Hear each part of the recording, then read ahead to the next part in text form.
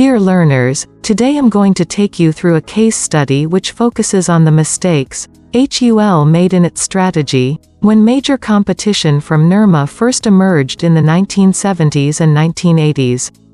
By the year 1985, the once dominant surf brand by HUL was reduced to a mere 8.4% market share, and Nirma detergent brand gained a market share of 58.1%. Moreover, this case study is a very important one among the MBA case studies, as it also shares the strategies, processes, and the final product by HUL to counter competition in the low-price segment of detergent powders in India, in the late 1980s. The case also describes the building of a new brand of detergent, Nirma, by an Indian entrepreneur. How his product was marketed in a revolutionary way, by overtaking the longtime market leader, HUL had utterly failed to recognize the threat posed by Nirma. The late realization forces HUL to alter its strategy and mindset in order to regain its market position.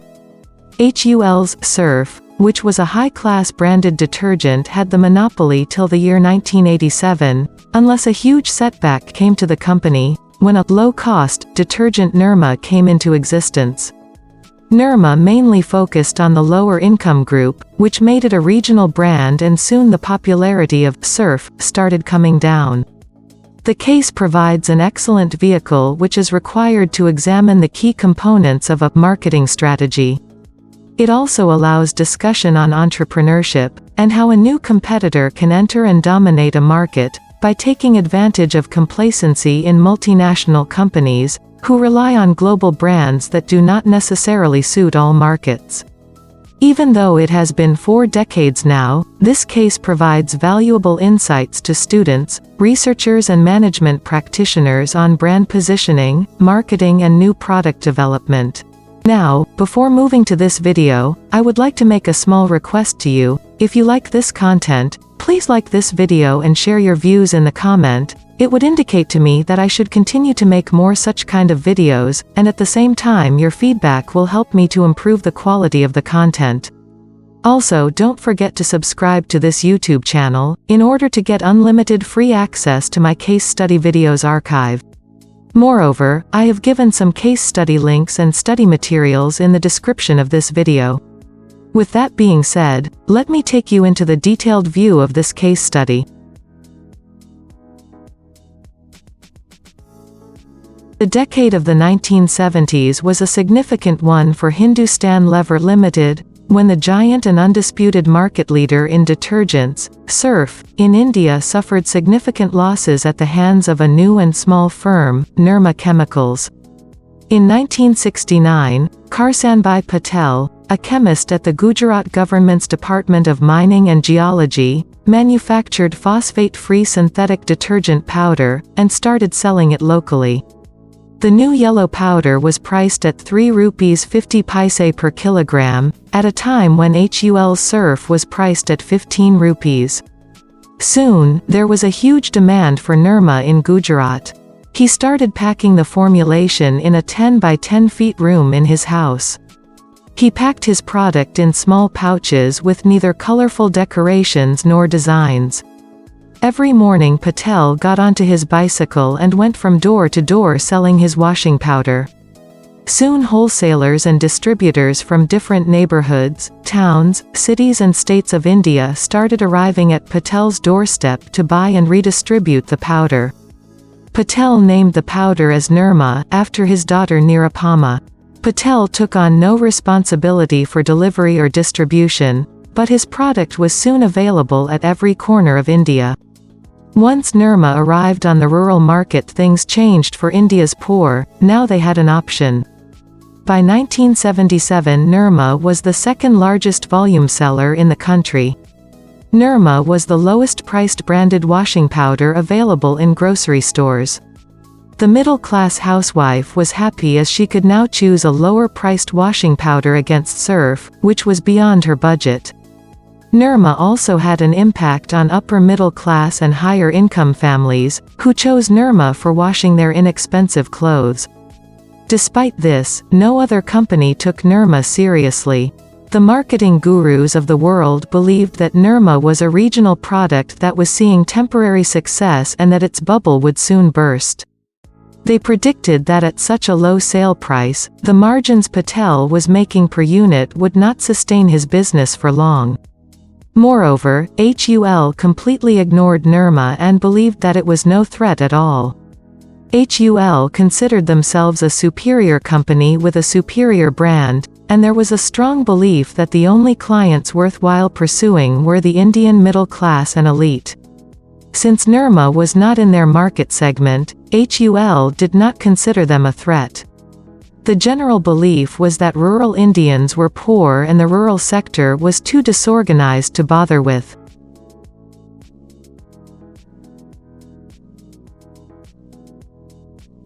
While it may seem that Nirma was of inferior quality, housewives of rural India were not objecting.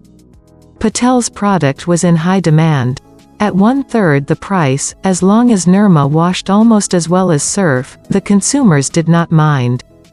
Going from 0% of the market share in 1976, to 61.6% of market share in 1987, Nirma had pushed HUL from the top spot.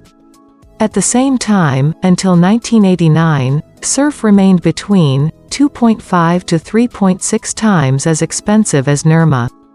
HUL was astounded by the growth of Nirma. HUL had a very clearly defined idea of what the specific ingredients of a detergent should be and what ratio they should be mixed in. According to HUL, Nirma was a low-quality product. HUL commented that Nirma did not contain any whitening ingredient, it had insufficient active detergent, had no perfume and was rough on the skin. The rate of growth of Nirma is astounding. By 1984, Nirma occupied the position of #1 brand in Asia, leaving Surf far behind. Everybody was shocked. The key question is, how was Patel able to achieve such tremendous success in an arena that had been dominated by HUL for so many years? Patel's response to this was that he saw an opportunity where others had not bothered to look. He said, "I found a massive market segment that was hungry for a good quality product at an affordable price, so I decided to keep my margins very low, and was happy if I could net between 3 and 5%. Profits really came from the huge volumes we generated." Patel was a genius to have recognized the opportunity provided by this rural market, and he was able to successfully give them the product that they wanted at the price they wanted.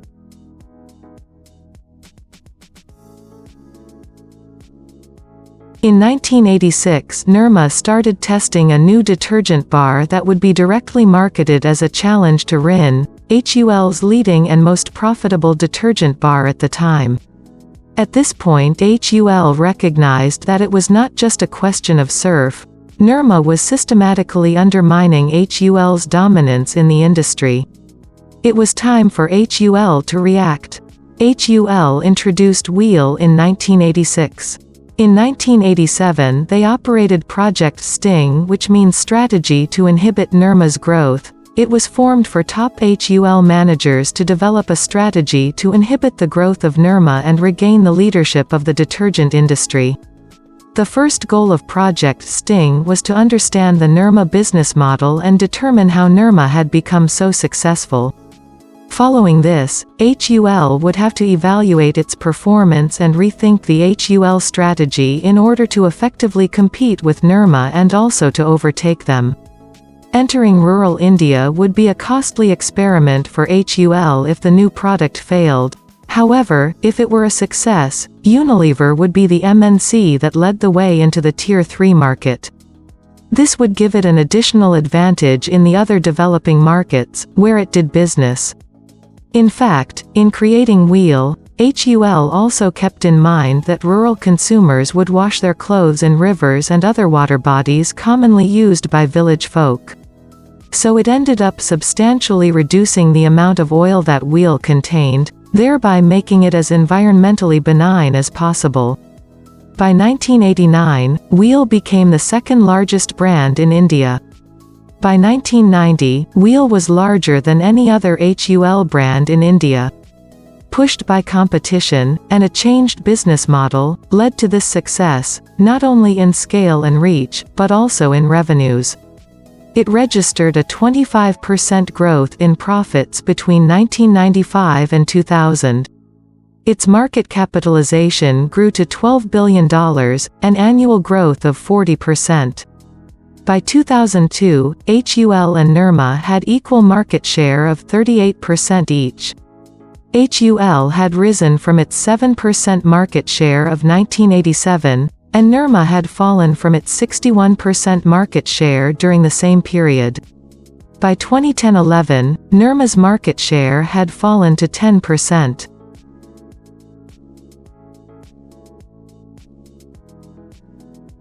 Summarizing the HUL approach of using its scale to its advantage, and providing a benefit to a new category of consumers through a revised strategy, Dhaval Buk, now Chief Procurement Officer at Unilever, said, "This is an example of how we bring our strengths into focus and gain a competitive advantage."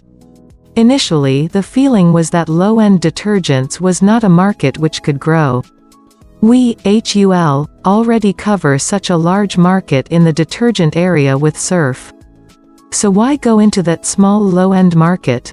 In this case, scale was working towards our disadvantage because it was building in us what can be called as intellectual arrogance.